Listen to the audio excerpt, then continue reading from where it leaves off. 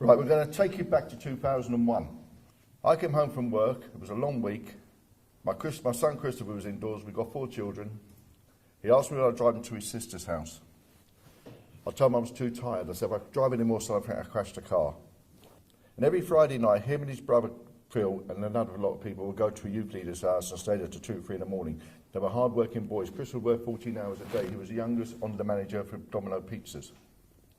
He went out, and I'm laying on the sofa, and the last thing he ever did was kiss me on the forehead and tell me he loved me. If I came home, we'd do what most parents do, watch Coronation Street, have your dinner, go to bed, just a typical Friday night, wasn't it? 20 to 1 in the morning, my doorbell rings. I goes downstairs mumbling, I had to do 2 boys forget their door key. When I open the door, instead of Chris and Phil, there's 2 police officers. They asked me why Chris and Phil's dad. I said yes. They said we need to see you straight away. We got by out of bed and they said Chris and Phil's been involved in a fight. Chris is seriously injured. They need to get us to Epsom Hospital straight away. We lived in New Malden. They get us to the hospital. Philip and his friend Richard are in forensic clothing. Philip's face is all blooded. As we went to talk to Philip, a policeman came up to us and said, you can't see Chris, he's in the operating theatre. Now today you're going to walk the walk of a victim. You're going to see how we got treated. Come on the journey with us.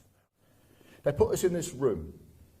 And it's not like casualty with leather settees and people in and out with tea. It was worse than some of the prison cells we've seen. Philip said Richard and Chris came to his shop. So they're walking along. And on this road there's a hill. And coming the opposite way are 14 boys and girls out of their head and drinking drugs. When they met, this group opened up. There was no sign of a threat, and Philip walked through first. And the youngest boy, the 15-year-old, wanting to get respect, punched Philip in the face and broke his nose. Philip did that, and in hospital the doctor said by doing that he clicked his nose back in. The pain was so severe he collapsed. 2 boys started kicking him in the head. Chris went to save his brother. There was a few punches thrown. 2 boys backed him onto this main road. Another car had got behind him, got him in the back. They got him on the floor. They stamped on his head and took penalty shots to his body. When they heard the police were coming, one of the girls went to get him out the road, and the oldest boy said, leave him there. Because of that, it became murder, not manslaughter. They all ran. A car came over the hill, and in court she said she thought it was a bundle of rags in the road. She ran over him. His belt caught on her exhaust pipe. She dragged him 40 metres down the road. On hearing this, the doctors came in, and they said to us, Chris is suffering severe brain damage because of lack of oxygen to the brain. Then 20 to 4 in the morning, when the doctors, the police, and the hospital chaplain comes in, we knew. I remember, they just said, I'm sorry, we've done all we can. I remember smashing my head off the floor and the doctor grabbing hold of me. You ran, didn't you? I just didn't want it to be us, because it's always the people on telly, and it's always someone else. And as you can see, it's 13 years, and it's not any different now as it was then.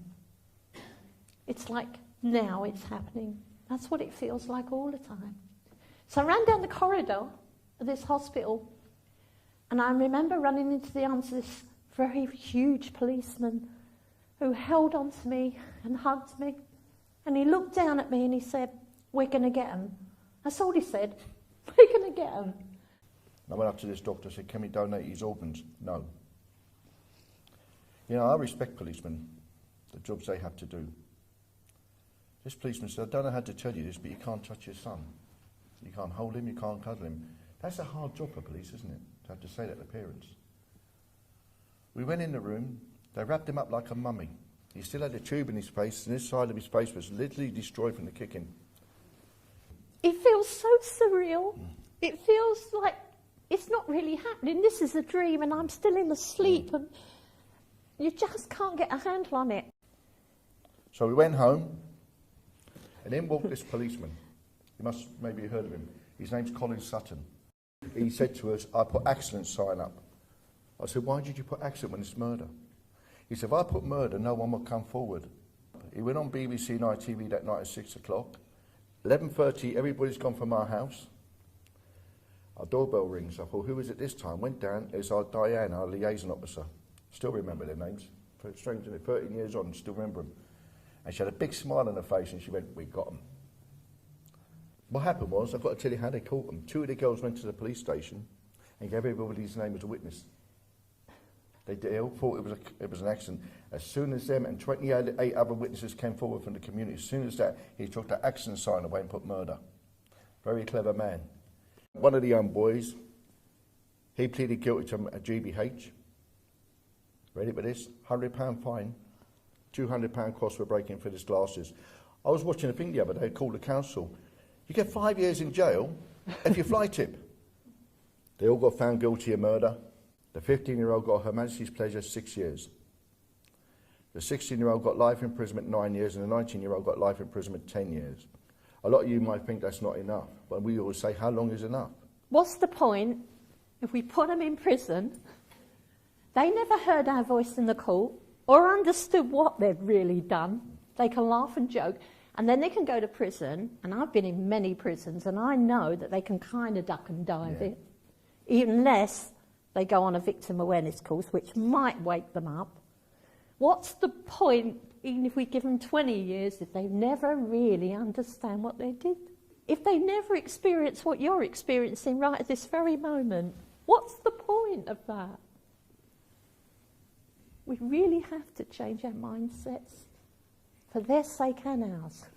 Everybody, all the professionals kept saying to us, well, you don't really want to meet them, do you? No. But we came from that call having listened to all the lies for 6 weeks. And we came out and we said, well, we got a kind of justice for Chris. We never got answers. But where's the truth? Where's the real truth about it? Why? Why our sons? What were you doing there in that road? 2 years later, I'm sitting indoors, and my phone rings. It's a local church. She says, Stephen Andrews has seen you on TV, and he wants to meet you. His wife has left her number. So I rang the wife up. I said, yeah. She said, he's having nightmares, and can he meet you? I rang by up. I said, Stephen Andrews is having nightmares. You want to meet us? I think we're the first murder victims in this country that wanted RJ. This is what happens. Tell her what you felt about it. Well, I told you. Well, remember now you're in a company. I'm not going to repeat what I said. Suffice to say, I said he should have my nightmares. Bleep, bleep. But the point is, we still knew, I knew, in all of that rage and all of that anger, I still needed... We both needed answers. Ray needed answers. I needed answers. Maybe we had different answers each, questions to ask. But we both needed it. And even though all of that rage was going on inside of us, we still needed it. So I arranged to meet her in a fish and chip shop. We thought an open space. We said we'd buy her a meal. We went in there. We brought a friend with us as a witness. We sat down. We spoke. It was a 2-hour meeting. And I said to her, I didn't know he was married. Oh, she said, while he was on bail, we fell in love. We got engaged and got married in Feltham. Still no remorse. While we're mourning our son, he's getting on with his life. So we still wanted to meet him. And I made the biggest mistake of my life. I rang up the probation. Sorry, darling. It was London probation, so don't worry. I rang up London probation. I said, we need help. They came to our house. And I won't hold no bones with you. They were like Nazis walking into our house. They were like stormtroopers. They walked in, sat down. This is how they spoke to us. Ray, go upstairs while we talk to Vi. I'm up in my office. Laughing. Yeah. It's true. And then they said to Vi, no, we're finished with you. Go and tell Ray come down. I felt like someone had stuck a spotlight on me, and I was under some kind of interrogation going on. They had it in their minds what they were going to get. No training. Ray and Vi are raging. They've had their son murdered. Maybe they want to go and kill him. Maybe they want to strangle him. We got that in our heads uppermost. Never mind what we needed. About a year or two later, she rang me again this morning. She said, I need to tell you, one of the boys are on day release. I went, my darling, do you know what today is? She went, no, take note of this, because this is very important when you're working with victims. I said, today is Christopher's anniversary. You're ringing me today of all days to tell me he's been released. You're the most unprofessional woman I've ever met in my life. I don't want no more to do with you. I put the phone down. She then rang Vi up, didn't she? She rang back. Yeah. And Ray said, I think you need to talk to her. And I talked to her and I said, darling, you need to look at your papers. You need to understand. And she said, do you want the door kept open on this? And I said, yes, I do. But actually, I don't want you to walk through it. It's a big ask, isn't it, to change mindsets? But if you're really going to embrace this, then you've got to understand how you behaved then and how you behave now. Otherwise, you're not going to get it. So 10 years after Christopher's death, we had an anniversary. It's the only memorial service we did for him. Our memorials, every time a prisoner in prison changed their life or a kid comes out of bullying and that's our memorial for Chris. So at the memorial service, and up walked the lady from the charity Why Me. Do you all know Why Me? Peter Wall set it up. Good man. And Wills. Her name's Sean West. And she said, how come you haven't met the boys? You're doing all this prison work and you haven't met the boys. I said, this is what happened. She went, can we have a go? I went, yeah, go on, see what happens. She went away.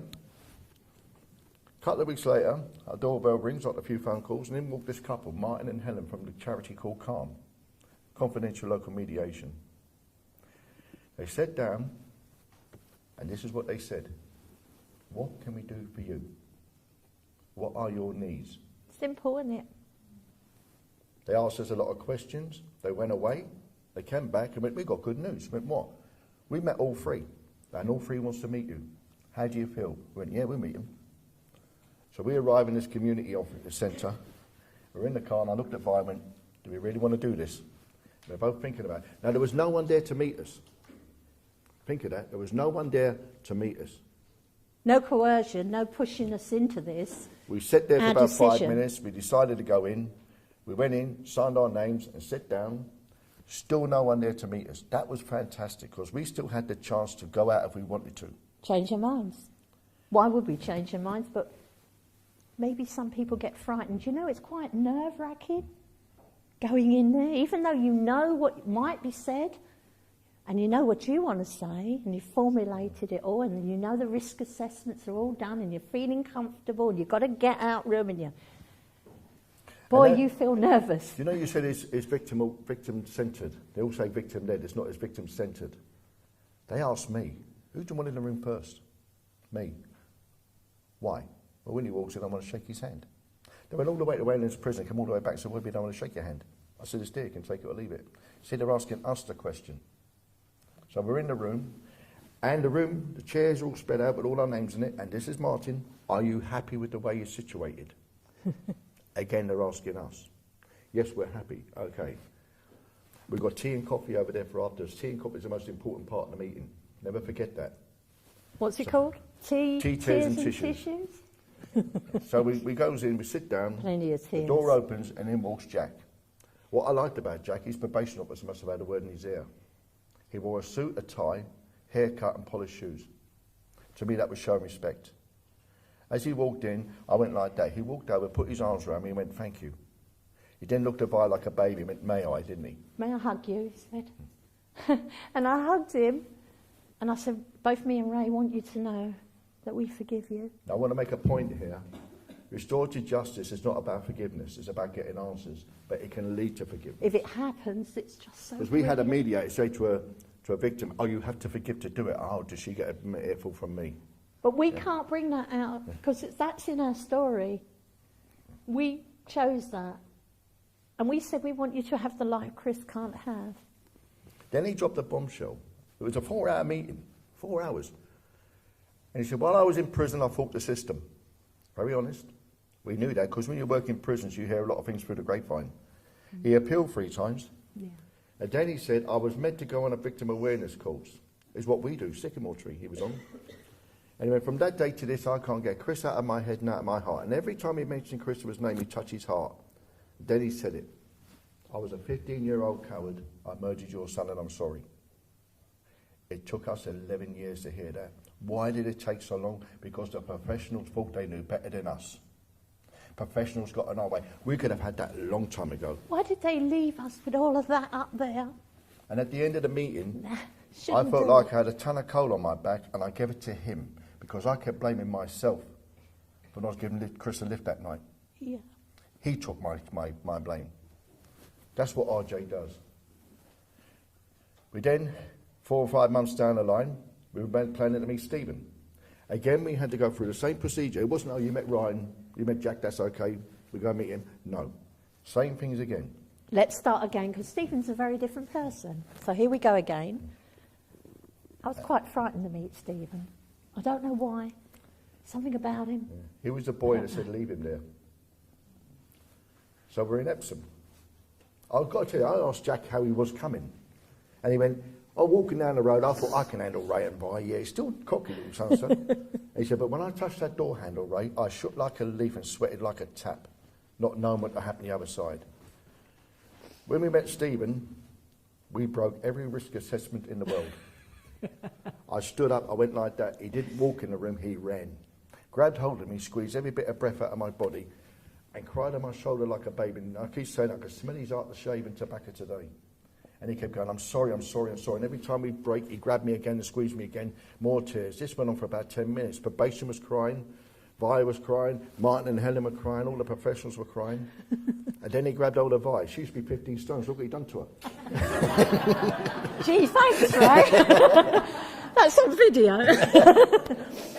Cut that. Can somebody do a restorative justice on me and him?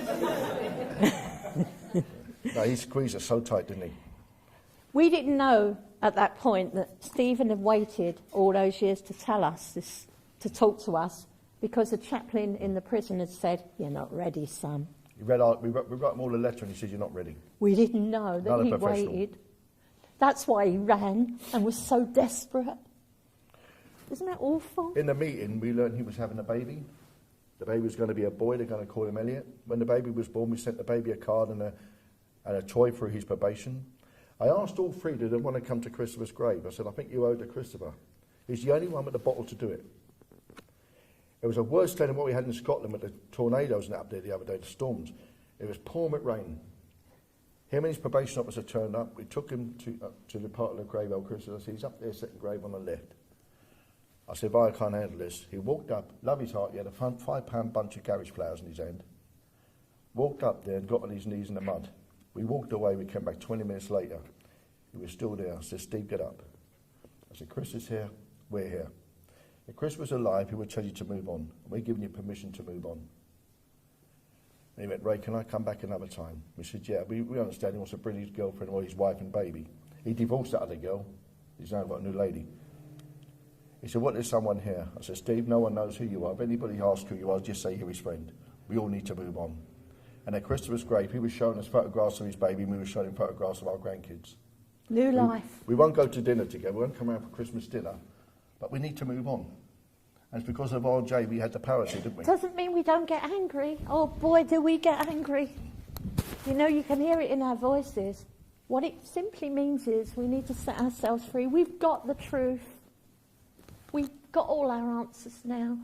Can't change the past, but we can change the future. This is going to blow your mind. We didn't ask him to write this. He wrote a letter. We were going to talk to 600 probation officers one day, and he asked us to read this out. I'm not going to read it all. I'll have my glasses somewhere. Do you want me to do it? Yeah. I'll read the end part. Now read the beginning, please. Oh, the beginning? Just that few minutes. Okay. It says, my name is Stephen Andrews, and along with other associates, I was involved in the death of Christopher Donovan on the 26th of May 2001. I was subsequently charged and convicted of murder and given a life sentence. He's admitted it. That's him owning it, isn't it? And then it says at the bottom, when Ray and Vi told me they forgave me, it meant everything. It meant that they understood that what happened to Christopher was an incident that never should have occurred. Hearing them give me permission to have the best life that I can, it made me feel like a human being again, a good person with a clear focus and a positive future. I owe that to Christopher. So meeting Ray and Vi has helped me to accept that I owe it to myself too. When I committed this offence, I was lost with no direction or purpose. That's no longer the case. After that, we had to wait nearly a year, and we met Ryan at last. Ryan walked in, we hugged again, and he brought his dad in with him. And I said, where's your probation officer? This is the man who wanted me to hit. And Mick went, I'm his probation officer. And Ryan, he kept running around going, you're doing my head in, you're doing my head in. This is not what I expected. He was going mad, wasn't he? But if you're a parent, I want you to take note of this. Ryan said when everybody ran, he carried on kicking Chris. I heard him moaning. I thought he'd get up. I kept on stamping on him. He said, then I ran to the alleyway, looked around the corner, saw the car come over and go over, and I still thought he'd get up. I said, how in heaven's name did you think that? He said, Ray, I was 16, I was stupid. It worked in video games. But Ryan said it's not an excuse. I don't want you to think it's an excuse for my behaviour. I killed your son. I own that. I did it. Me alone. But it was a symptom of who I was. Add the drink and drugs to that, like crack cocaine they were taking that night, and the drink. You've got a recipe for disaster for everybody. Doesn't mean like we're going shopping and we're all going to be best of friends forever and have Christmas together and all those kind of things, but it does mean that we've had a massive move on now for our side and for his side. And I know it's had a knock-on effect to his family and all of their families. This ripple, these disastrous ripples, have begun to show some good ripples. They're all doing really well, all three of these young men. Ryan teaches rugby. And he said, I go around the estate and they get all the kids, they come over a game of rugby, they go, why? He says, it's a good way of losing your anger and you don't get arrested for it. You know, that's how he said to me, there was one kicking up one day, right, and I pulled him aside and said to him, let me tell you about my life. Now, isn't that better that he's out there talking to young kids and stopping them going wayward than locking them up for 40 years? If we stop another kid reoffending or another kid murdering someone, isn't that worth it? And the only way that was done was through RJ. Now the fears of their reoffending have gone. We're confident in the system, confident in what happened. We wouldn't be standing here if we weren't confident. You see, things are doable. And I just want to encourage you, in all that rage, it was still doable.